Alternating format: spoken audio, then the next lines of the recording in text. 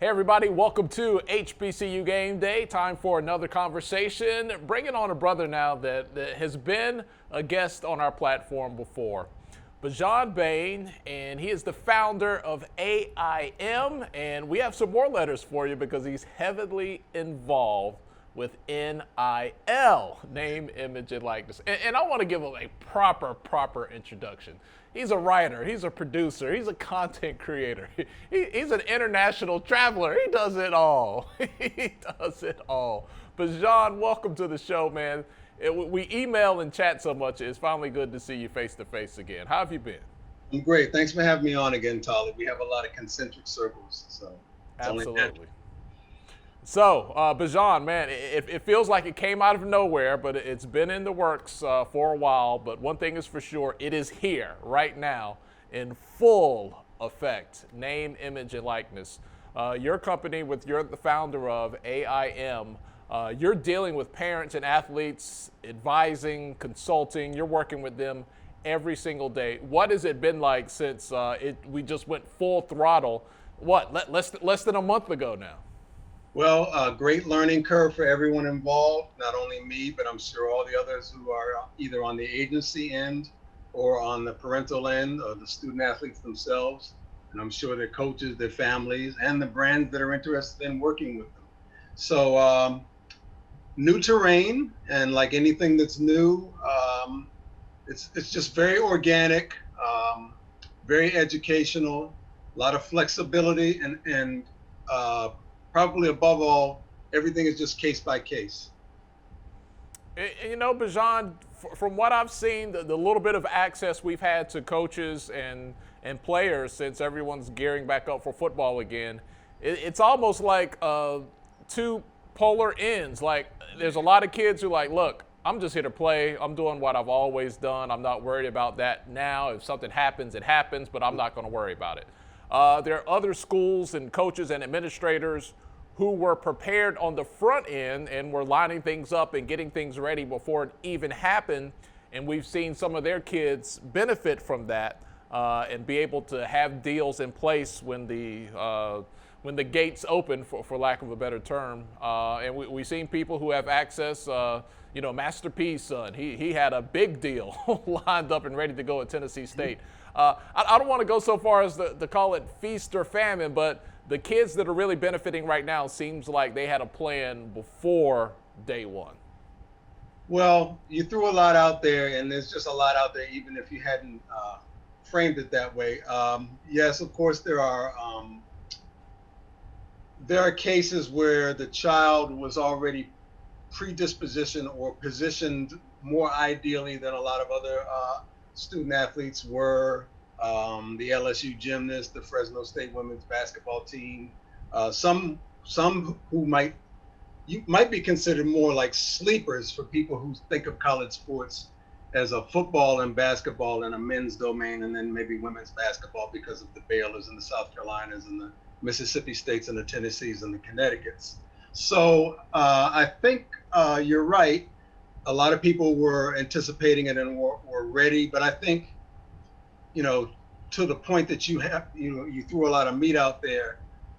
Some of it is just generational, Tolly, as you know, because in a sense, this generation of athletes, even if they're only 16, 17, 18, 19, or 20, was already posting on Instagram and already have followings and already have social media accounts and already go viral on video anyway. So the fact that the rules changed is also, fits within the timing of the fact that it's not like we're in the generation of, say, Archie Griffin being in school or Marcus Allen being in school or Johnny Manziel being in school, because these people already post about themselves before the rules changed.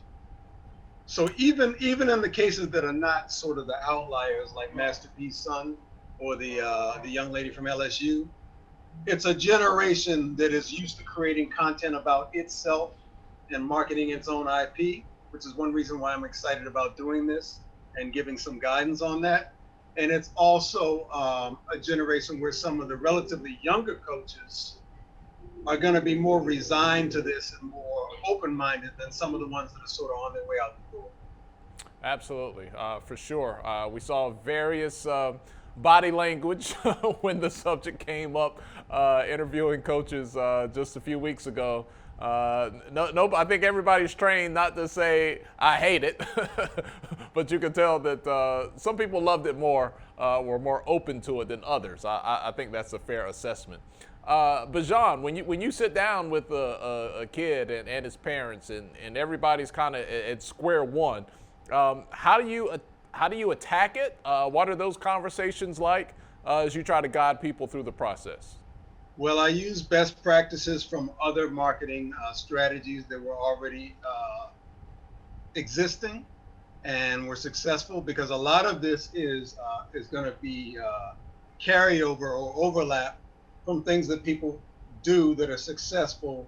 Say, for instance, in for lack of a better term, professional sports or adult sports.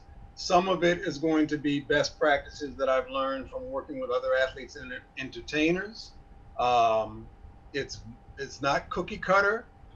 A lot of what I do is based on the child's interests, hobbies, passions, talents, whether they post often, their academics slash athletic schedule, the region that they're from, uh, questionnaires that they fill out, feeling them out on the phone about what would make, not so much what kind of companies and brands and opportunities and appearances and speaking engagements would make the best fits, but sort of what kind of person they are, and then meeting them halfway with the brand. So if they have certain interests, those interests are just going to pop, and we flag those and we work from there. We also have a software program that has an algorithm that helps us graph the companies in the region from which they're from, or where they grew up, where they played a high school sport, and the region that they're playing in now, which is often not the same when they're in college. So some of it is science. A lot of it is, again, prospecting and feeling out the young man or young woman and their folks. So what I get when I'm on the calls and the sort of the early development stage of it is I'm listening a lot. I'm learning about the young person. I'm thinking about the two markets, their home market and their university market. And then I'm also thinking of things that are that the big agencies like the CAAs, the UFTs, and the William Morris's would not be able to offer that particular person. Part of my mindset is to distinguish myself and my brand by, just being available for more attention, offering boutique services that are ancillary to the initial service, so that we have financial advisors that the athletes can speak to about how to manage this new revenue stream when they monetize their NIL. We have people on hand that can speak to them with legal advice that don't work for us, that are just available. We have experts in NIL, sports entertainment attorneys that have written extensively about or spoken at conferences or blog or podcast about NIL that are available to jump on a call. And just a suite of services that are value adds so that the parents and the child feel comfortable about the relationship.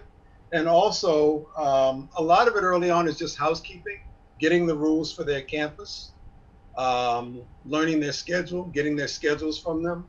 So learning what their bandwidth is every week or every month, and which sports are going to hit right now, like college football, and which sports we have a little bit more lead time because they're not going to hit until next spring. So there's a lot of things going on, but it's a very strategic approach. It's a lot of fun, and we're just creating trust so that through word of mouth and through references, one parent tells another, or word spreads throughout the locker room or the court or the golf course or the rink that you should talk to these people at AIM because they're really hands-on, they're really patient, and they really have a scientific thought process in terms of who they're going to match you up with. Bajan, how do you cipher through the brands? Is it a situation of there's a pool of brands that are looking to get into this, or are you contacting the brands, or is it a mixture of both? There's some contacting of the brands but we want to avoid conflict of interest for representing both or pitching to both. So a lot of it is just using software to identify based on the two markets that the student athlete is involved with, the one that they come from and the one that they're playing in now, to best determine the fits. So, those are based on their interests, and those are based on the talent that they have. Sometimes it's a secondary talent to the sport, whether they play a musical instrument, whether they've modeled before, um, how comfortable, how much in front of the camera work that they've already done, things like that. Um, and there are branding angles. I don't want to give away the store so that people sort of look at some of the proprietary things that we're doing and snatch them. But there are branding angles that we also use based on the unit that you're playing on your team. There are ways in which we can brand your entire unit because there's metaphors that unit on your team uh, represent in a certain industry. Certain parts of a team represent, I'm not going to give it away, but a certain industry that's known for a certain verb, because that's the part of your team that does something to keep something from happening to someone else. Right. There's other units on a team that represent um, a certain physical attribute that can be analogous to a business attribute. I'm not going to say what that is, but some people can figure out what that is. It's something that is advantageous to have on a sports field or on a rink, and it's also advantageous to have in business processing. So there are also some things like that.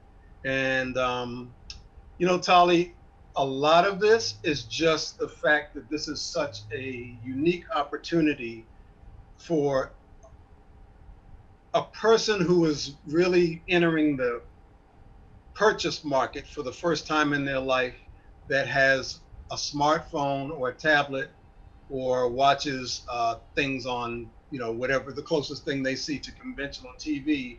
And they do at ages, let's say 13, 14, 15, 16, 17, start to buy smartphone cases or cosmetics or fitness drinks or products or jeans or fashion items and things of that nature, music.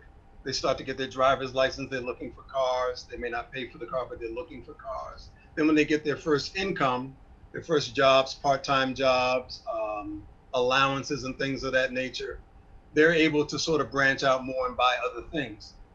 This will be an opportunity for people who are close to their age to market those things toward them, which has a certain trust factor that it would not have if the spokesperson or the pitch person for the brand is like, in the instance of some actors, 40 or 50 years older than they.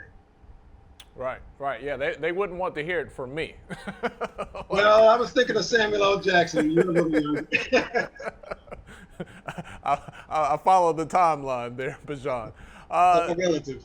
When it comes to HBCU athletes, social media has been in just the whole digital infrastructure of the way that we receive and communicate information has really leveled the playing field. Like HBCU Game Day can put out content that could go just as viral as ESPN in some instances, just because we share the same internet. On a day-to-day basis, they're going to beat us, obviously, but it does, give us some advantages that we didn't have before. Sure. When you look at HBCU athletes, how level, I'm not going to say it's all the way level, but how much does, the power of social media and reach and viralability, if I just made up a word, kind of level the playing field with your Power Fives and other, PWI schools and conferences? Well, in some cultural ways, which are obvious. One is it's much more of a niche market, and it's much more of a defined demographic, even though the baseball teams and the tennis teams and the golf teams are more diverse than when you and I were attending. So it's obviously more of a niche demographic. It's a very different fan base and marketing audience, in the sense that most of the campuses are more intimate. So if you only have 4,500 people there, there's a greater likelihood than there is at the University of Minnesota or Central Florida that you all would have eventually met one another or been in classes with one another. So there's some advantages there in terms of just one-two degrees of separation. And there's also some advantages in terms of the fanfare associated with it. There's certain things that you can take advantage of when you're branding a young man or woman or a team at an HBCU that are associated with the brand, whether they be the halftime entertainment, whether they be regional, whether they be the fact that in that market there are no pro teams, so the college team is everything, and also the history and the IP that you can take advantage of, because so many of the Walter Paytons and the Eddie Robinsons and the Curly Neals and the Jumping Jackie Jacksons and the Willis Reed came through those colleges. So there's a lot of IP there that's entrenched in the culture. Also things like Drumline and things that School Days, A Different World. The culture is branded even beyond the demographic. Right, for sure, for sure. Bijan, you've been a thought leader in the space of HBCUs monetizing and getting paid even before name, image, and likeness was a household conversation. You were championing HBCUs just to separate and have their own league away from the NCAA and be able to make money directly that way. Yes. We've seen a lot of things here in a short amount of time. Where it feels like there's the top end of maybe college football is kind of forming this really strong island that's even more separate from the rest of the NCAA than before, with schools like Texas and Oklahoma joining the SEC. Mark Emmerick just a few weeks ago said, in so many words, maybe the NCAA should just step back. This thing is kind of taking a life of its own. Maybe we just step back.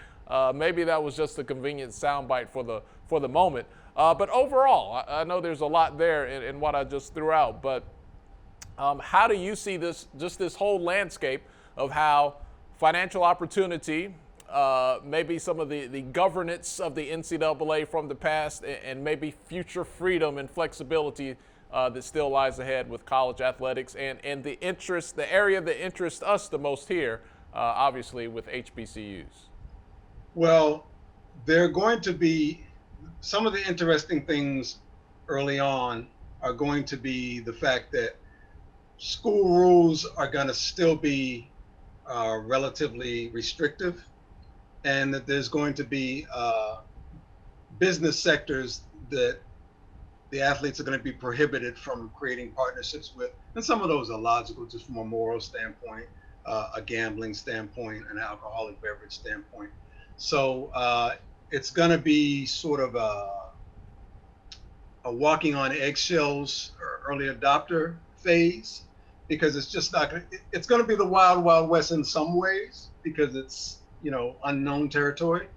But in other ways, in terms of just the rules and also the governance that you alluded to, it's not really going to be the wild, wild west, at least not from the rip. So it's incumbent on me to educate the parents and the student athletes about what's realistic early on, and also to provide a pathway for those who think that they have and this is a lot of them, that think they have the potential to play professionally afterward, to also provide some connections for them in that world, once they're beyond their college days. And that it's not just about the fact that some of them are going to play pro, although you and I know mathematically that's a few. It's more about the attitude and the just developing the mindset that you are the IP, not the sneaker, not the jersey, not the college bookstore that sells the material. You're the actual IP.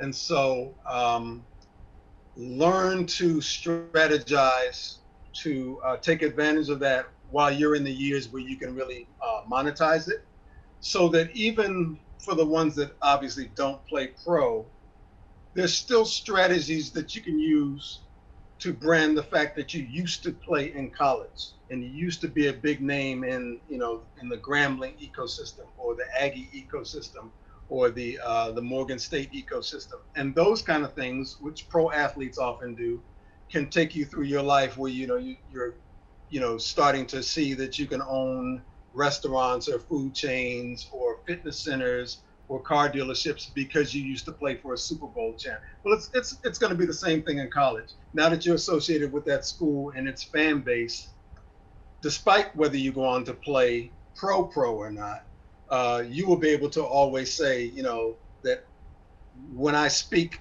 about a product or about something that I'm happy with or something that I use or endorse, Aggie Nation is going to be listening to that even when I'm in my 30s, 40s, 50s, and 60s.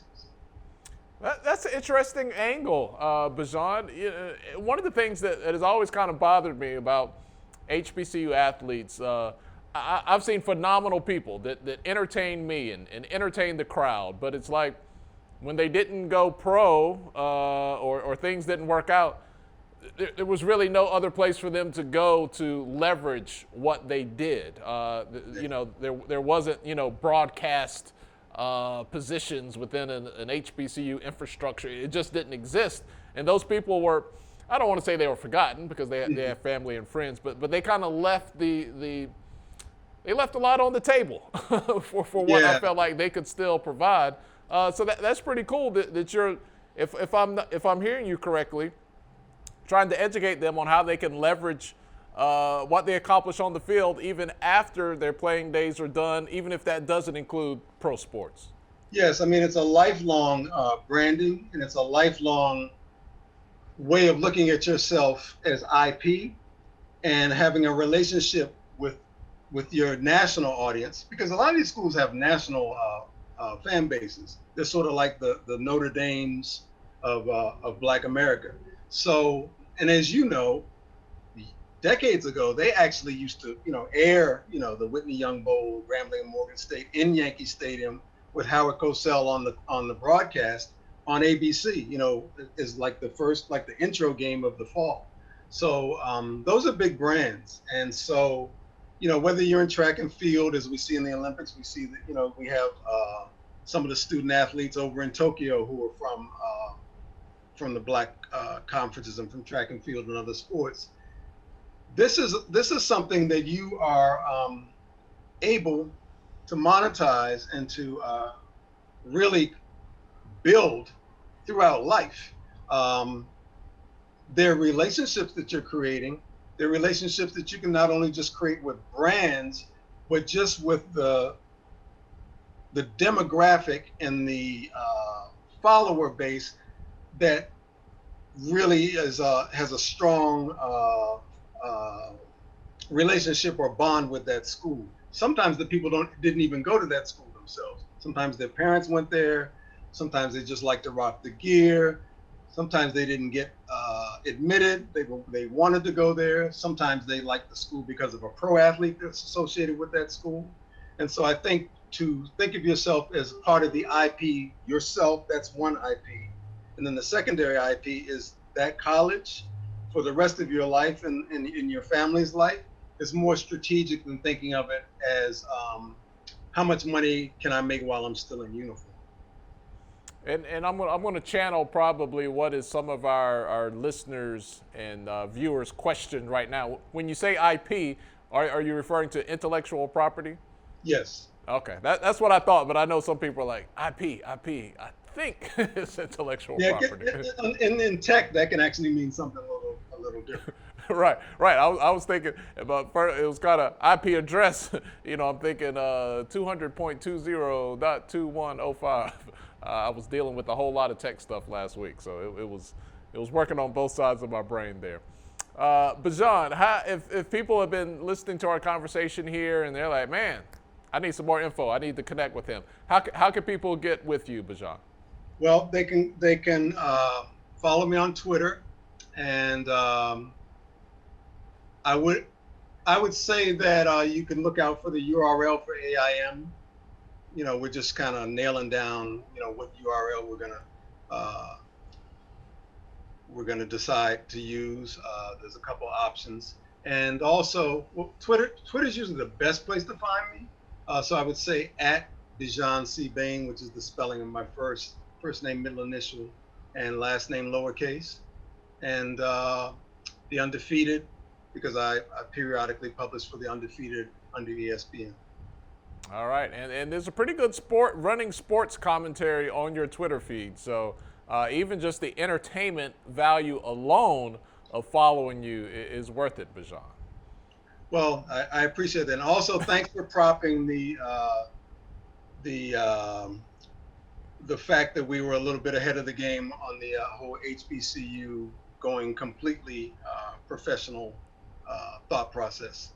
Oh God! I mean, how long ago did you? It's been years. You were on that. Yeah, we're a little ahead of Dion and Eddie George and Reggie Theus, but it's not. There's no hate. It's as you well know, and your listeners and your audience knows, when you are pushing branding or marketing to academia, and I know because I worked in branding for a college, in the PR department for a college. So this is just not something that I learned when I was in sport. It's usually viewed as a back burner topic, and there's a lot of education that has to take place to migrate these college presidents and deans over to view themselves as the national brands that they are, because of the Walter Paytons and the Willis Reeds and the Dick Barnetts, because that's not the first, that's not top of mind with them. So that was why some of those things really didn't resonate with them in the way that we had hoped that they would. But again, there's no hate. I mean, now they have the Dions, they have the Eddie Georges, they have the Reggie Theuses to become the face, and they're recruiting high-profile talent like Make or Maker, and things don't change overnight. But it's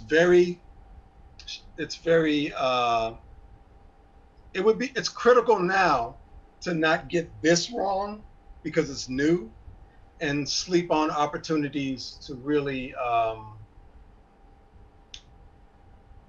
be very decisive about how to separate themselves even in this space. Because I think when sports were largely segregated, especially in the Deep South and the major college sports, in a way, the brand was bigger because they were getting blue chip talent, especially football, basketball, and track and field. So you're getting the Wilma Rudolphs, you're getting the whole 4x100 meter relay team of the U.S. Olympics every 4 years, because you're getting the Tennessee State Tiger Bells. After integration, obviously that's not the case anymore, especially in football and basketball, because people are getting siphoned off to other southern schools or northern schools. So now that the ball is a little bit more back in your court gradually, we all have to think about how to play this such that we really take advantage of these opportunities, and what you, to your point, is like somewhat of a leveling, just because of the digital world. Yeah, it is an opportunity that just hasn't been there, and now there's a lot of factors that are lining up, and I agree with you.